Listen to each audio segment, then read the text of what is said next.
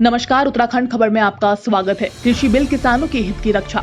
BJP की केंद्र सरकार ने संसद में कृषि बिल पारित कर दिया है, जिसके बाद पूरे देश में एक तरफ कई राजनीतिक दल इसका जमकर विरोध कर रहे हैं और दूसरी तरफ जिन राज्यों में बीजेपी सरकार है, उन राज्यों में बीजेपी के नेता मंत्री लगातार इस कृषि कानून को किसान के हित में बता रहे हैं।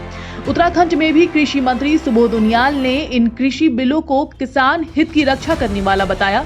कृषि मंत्री ने इन बिलों को संसद में पारित करने के लिए प्रधानमंत्री और बीजेपी सरकार को बधाई दी। साथ ही मुबारकबाद देते हुए कहा कि प्रधानमंत्री ने लगातार हो रहे विरोध के बाद भी कड़ा कदम उठाया है, क्योंकि उन्हें किसानों की भविष्य की चिंता है।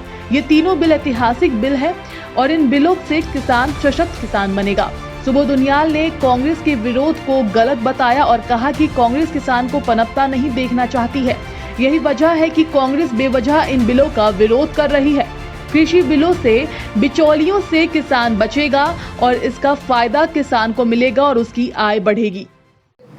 ये केवल विरोध करने के लिए विरोध है और जिस तरह तीनों बिलों के अगर आप नाम से ही देखेंगे, तीनों बिलों का उद्देश्य किसान को सशक्त करना और संरक्षण देना और पूरे देश में किसान को अपने उत्पाद को बेचने की छूट देना।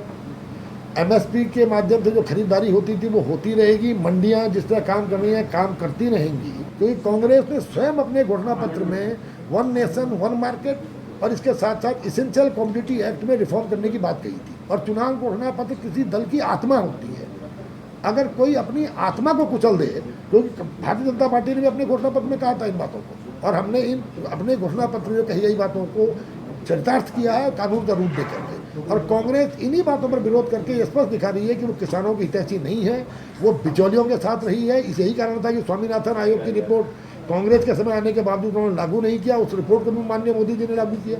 तो कुल मिलाकर के विरोधी दलों को क्या चेहरा बेनकाब हुआ है और ये स्पष्ट हो गया है कि भारत के विरोधी दल किसान विरोधी हैं, वो किसान को सशक्त नहीं देखना चाहते।